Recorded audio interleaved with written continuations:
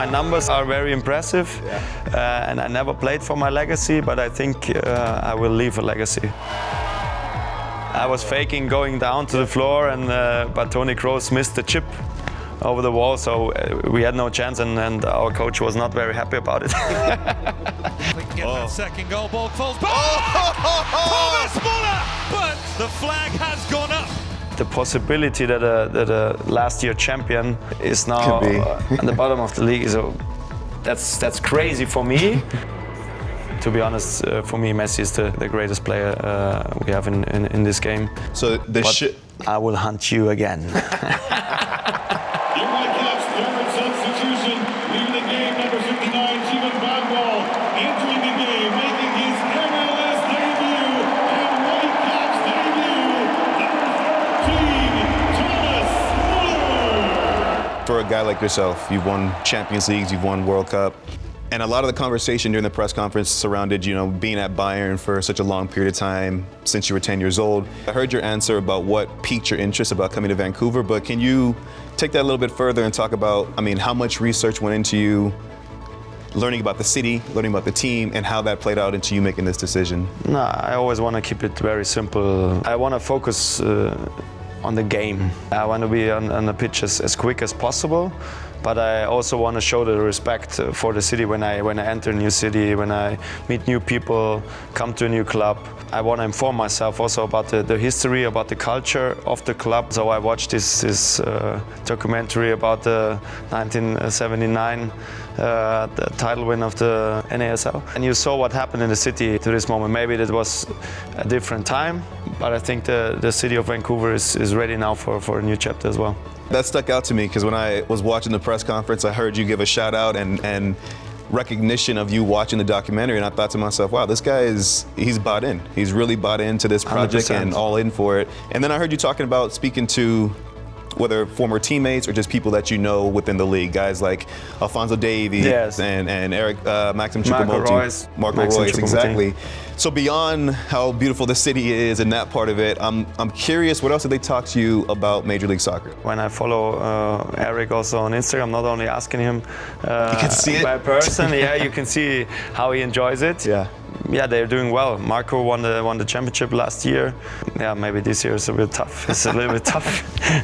Struggling a little bit. That's putting it nicely, putting it mildly. So there are up and downs. Yeah.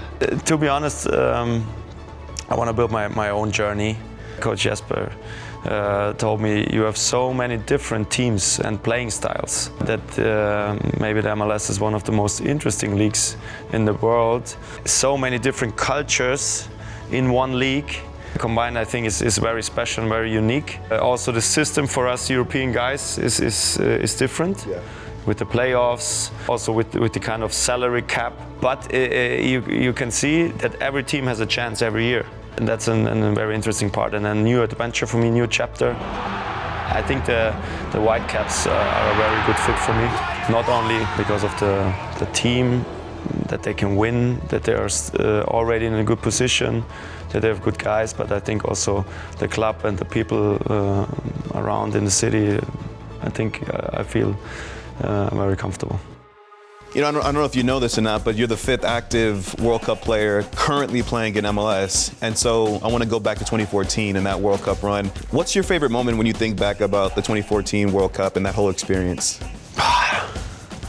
It's a good question. There were many favorite moments. Yeah, there had to have been Maybe many. My favorite moment was the free kick against Algeria, where we set up a very special free kick trick. I don't know if you remember. I was faking going down to the floor, but Toni Kroos missed the chip over the wall, so we had no chance, and our coach was not very happy about it. Jogi Löw was not happy, but in the end we survived in this game, and yeah, for sure the semi-final against Brazil was one of the most incredible games in the history of the sports. So I feel a little bit bad for my club teammate, for Dante. Yeah.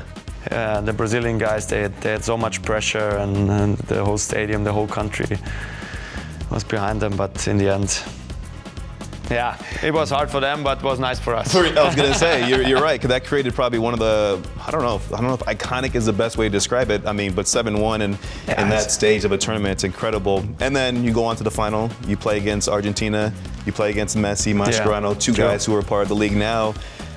And beyond just that interaction, you've had success against Barcelona as well. You've found different ways to have success against Messi. So is there a blueprint people can follow? It worked out often enough. We had also big defeats against Barcelona. I don't know, but to be honest, for me, Messi is the greatest player we have in this game. So I will hunt you again.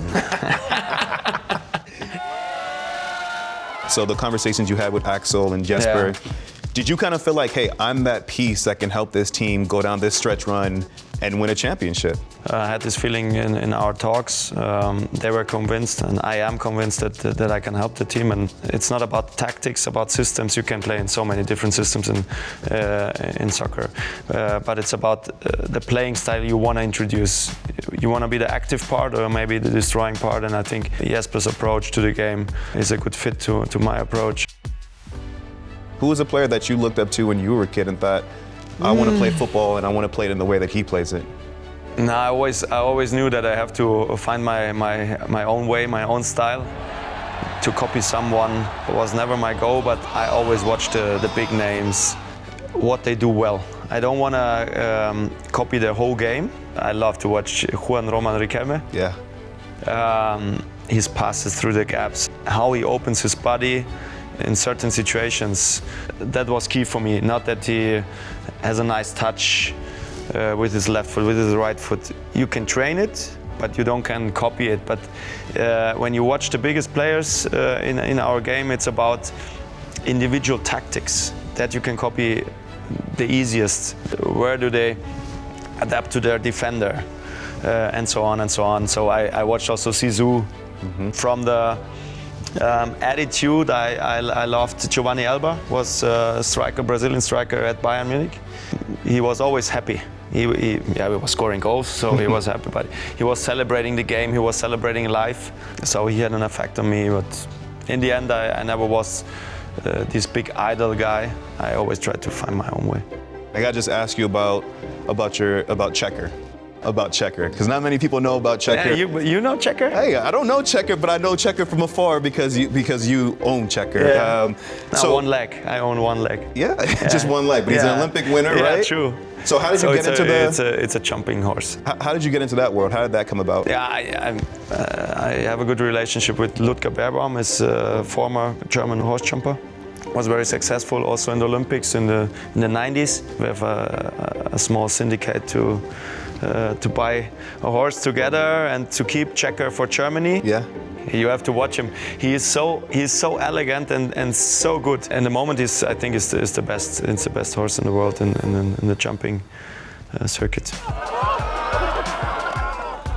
I know you're a humble guy, but when we think of legacy and the history of what you're going to leave behind, would you say you're one of the greatest German players of all time? Yeah, it depends who you ask. I'm asking you. You're asking me. Yeah. My numbers are very impressive. Yeah. And I never played for my legacy, but I think I will leave a legacy. So yeah. But I'm not done yet. Yeah, there you go. There you go. So now the interview is done. You have what you want. Now we can go to social media.